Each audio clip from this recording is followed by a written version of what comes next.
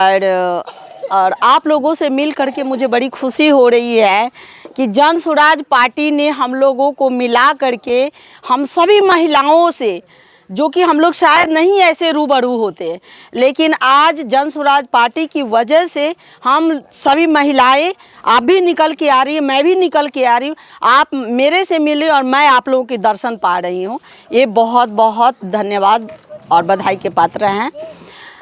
आप महिला अगर जगती हैं तो पूरे विश्वास के साथ मैं कह सकती हूँ कि जब महिलाएं जग जाएगी तो बिहार के परिवर्तन को कोई रोक नहीं सकता है। जब तक बिहार में महिलाएं नहीं जगेगी तब तक बिहार के परिवर्तन को कोई ला नहीं सकता है, क्योंकि किसी भी परिवर्तन को बदलने के लिए हम महिलाएं पुरुष के बराबर है। पुरुष कहीं बाहर में है, कहीं यहाँ है, कहीं वहाँ है, लेकिन हम महिलाएं मैक्सिमम अपने घर में अपने घर को जोड़ने में लगे रहते हैं कि हर परिवार बच्चे कहीं भी जाए पर मैं अपने परिवार को जोड़ करके रखूं। इसी चीज़ को महिलाओं को आगे बढ़ाने के लिए प्रशांत जी बिहार में महिलाओं के लिए इतना सोच रहे हैं, उस सोच को आप ही लोग जो है सफल बनाइएगा। एक आदमी के चाहने से, एक प्रशांत जी लाख चाह लेंगे कि हम बिहार को बदल देंगे, बिहार नहीं बदल सकता है। हर एक तो इनका जो 5 उद्देश्य है, आप लोगों को पता है 5 उद्देश्य जन स्वराज का क्या है। जन स्वराज का 5 उद्देश्य का मतलब है युवाओं का पलायन बंद। आप लोग कितनी महिला चाहती है कि मेरे पति मेरे बच्चे बाहर में ही कमाता रहे तो मैं ज़्यादा खुश हूँ, कि घर में यहाँ कमाएंगे तो ज़्यादा खुश रहिएगा। बतावन किया जाएगा, उनको दिया जाएगा और वो जो है अपने घर में ही कमा करके अपने पूरी फैमिली के साथ रात को हंस के बैठ के खाएंगे, एक साथ रहेंगे। सबको अच्छा लगता है जी। बुजुर्गों को आज के ज़माना में कहिए, क्या बुजुर्गों को 400 पेंशन मिलना चाहिए? 400 में क्या होगा? किसी भी राज्य में 2000 3000 के महीना पेंशन है, लेकिन एक अपना बिहार है जहाँ 400 के महीना। और सारा पैसा कौन खाता है? जो नेता जो हमसे वोट ले करके एसी में बैठ रहा है, सारा पैसा वो खाता है। हम लोगों को 400 रुपया बुजुर्गों को देता है। थोड़ी नैन में भी 5 शर्म आनी चाहिए, लेकिन शर्म जो है धो चुके हैं, तो अब हम लोगों को उनको धो देना है। एक ही है कि अब जो भी आएगा उसको झाड़ू, सबके घर में होता है, झाड़ू से सफाई करके हम बीच के रास्ता इस बार के वोट अपने बच्चों के लिए देंगे। दूसरे के बच्चे के लिए आज तक दे दिया, क्या किए हैं? आज बेटा कहीं, पति कहीं, हम कहीं। तो अब उन लोगों से हमें निजात पाना है और इस बार का वोट अपने लिए, अपने बच्चों के लिए देना है। महिलाओं को सस्ता ऋण। आज आप लोग जीविका दीदी से कैसे ऋण पर पैसा लेते हैं? ब्याज पर 12%। अगर इस आते हैं, जिताते हैं अपनी वोट दे करके, तो आपको 4% पर मात्र आपको पैसा मिलेगा। हम लोग ये भी प्रावधान करेंगे कि पैसे दे करके महिलाओं को कौन से काम कराया जाए, जो अभी तक आप लोगों को नहीं पैसा लेते, अपना रोजगार, अपना कोई दुख सुख में अपना यूज करते हैं। लेकिन अब जब हम पैसा देंगे तो हम लोग ये तय करेंगे कि आपको उस पैसे से कौन से रोजगार करना है, और कीजिएगा तो उसका हम लोग चाहेंगे कि उसका ट्रेनिंग आप लोगों को दे। जैसे गुजरात में महिलाएं सबके यही सब करा करके आज गुजरात को इतना आगे बढ़ा दिया गया है।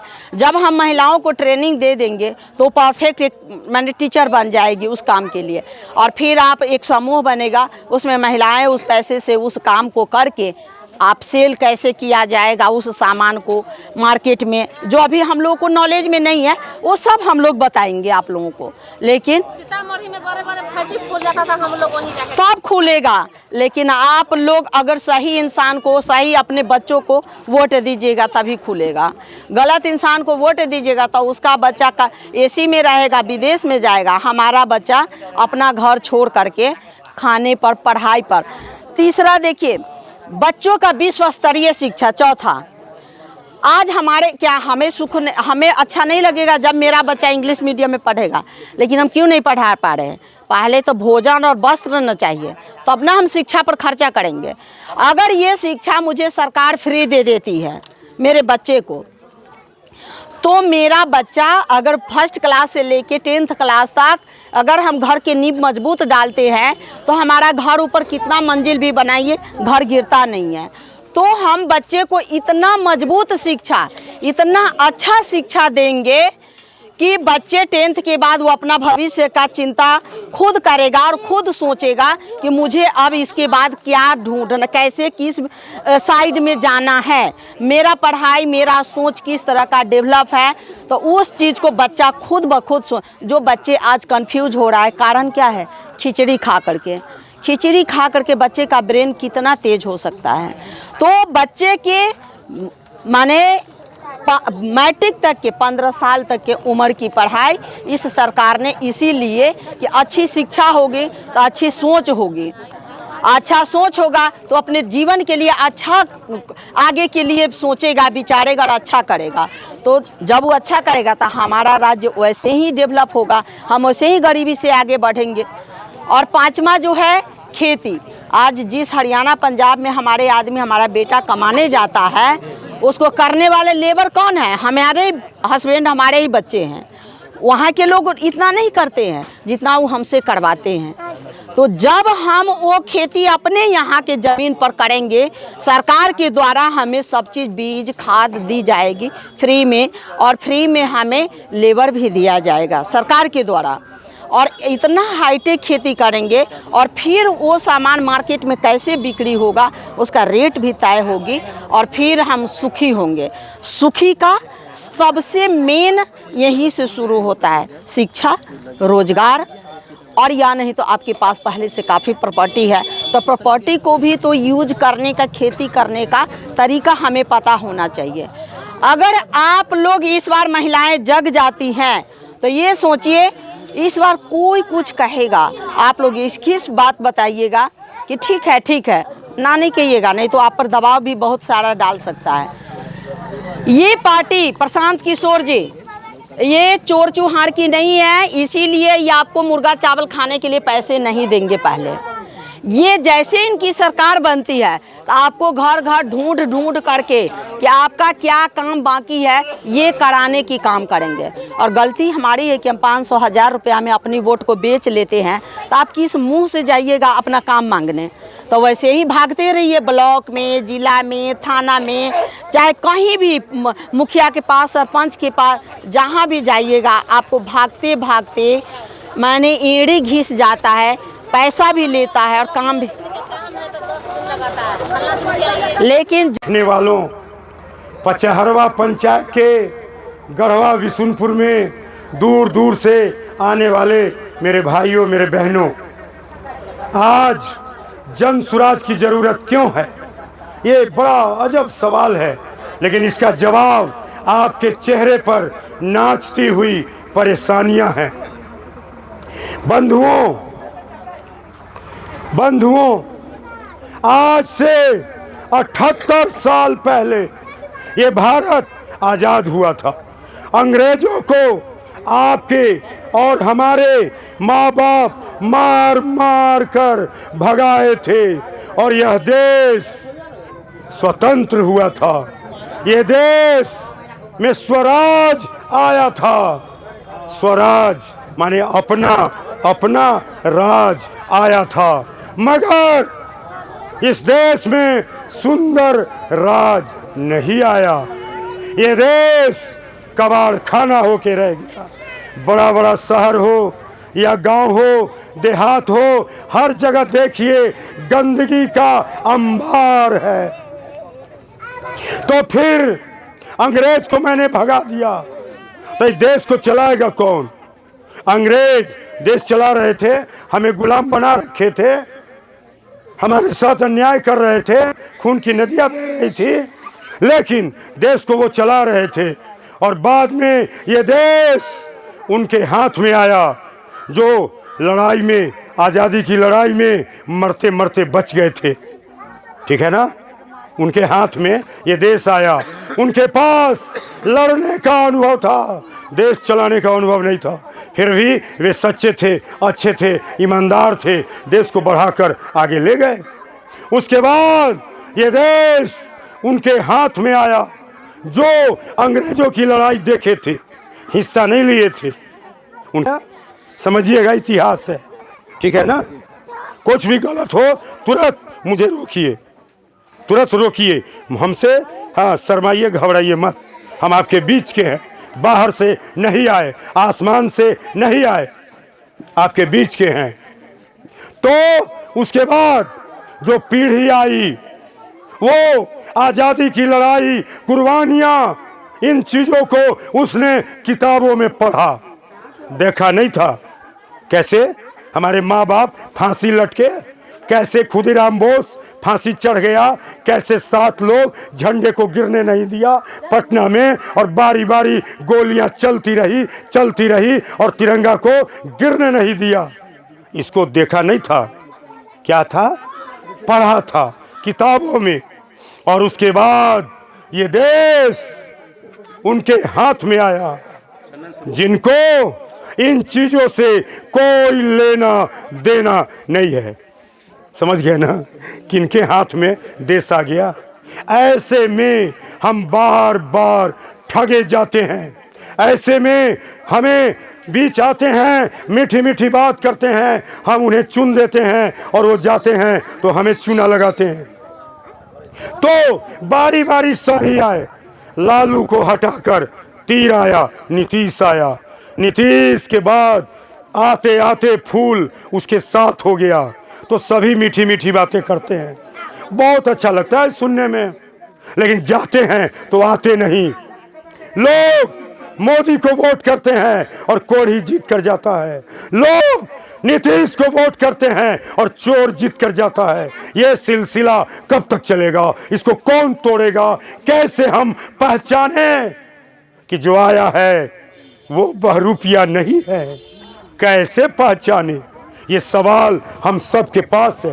क्यों है ना ये सवाल कि जो आया है वो सच्चा है। कौन ऐसा मशीन है जिसमें उसको रख के जांचे? कौन बताइए?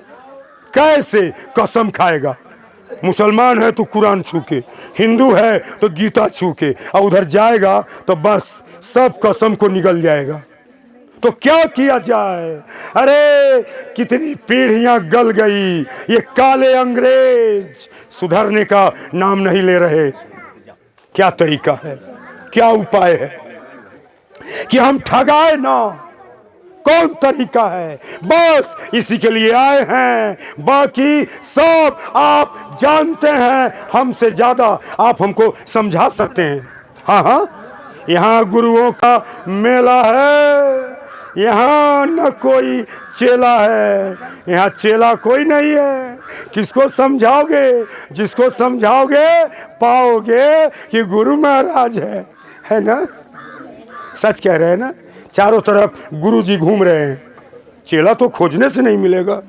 क्या सही बात है ना? हाँ, तो चलिए, आपके समर्थन से हिम्मत आई।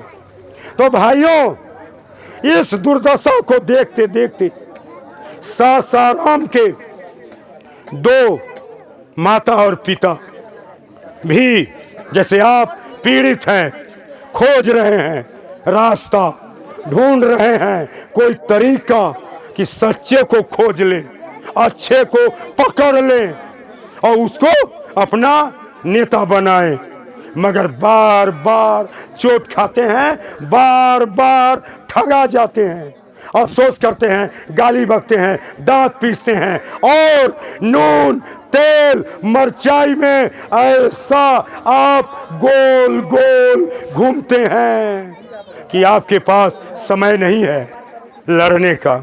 लड़ने जाइएगा तो खेती कौन करेगा?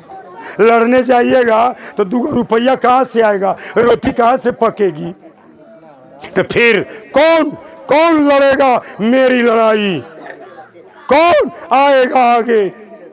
जो लक्ष्मी से, सरस्वती से और शक्ति से संपन्न है, जिसमें सत्यम शिवम सुंदरम तीनों है, तो कौन है? ढूंढिए अपने गांव में। हिम्मत है तो पैसा ना, पैसा है तो अकिल ना, और अकिल है तो हिम्मत ना। तीनों चाहिए, तीन गो गुण चाहिए।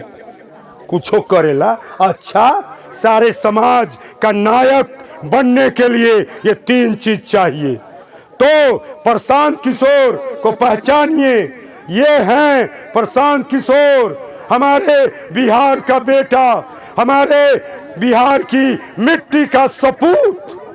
इनके माता पिता ने अपने बेटे को कहा कि ए बेटा, मुझे नहीं पता था कि तेरे पास अक्ल भी है, हिम्मत भी है और लक्ष्मी की मेहरबानी भी है, इसलिए तुम नौकरी छोड़ दो, आओ आओ आओ और बिहार की दुर्दशा को खत्म करो, बिहार के लोगों का मसीहा बनो, बिहार के समाज का अगुआ बनो।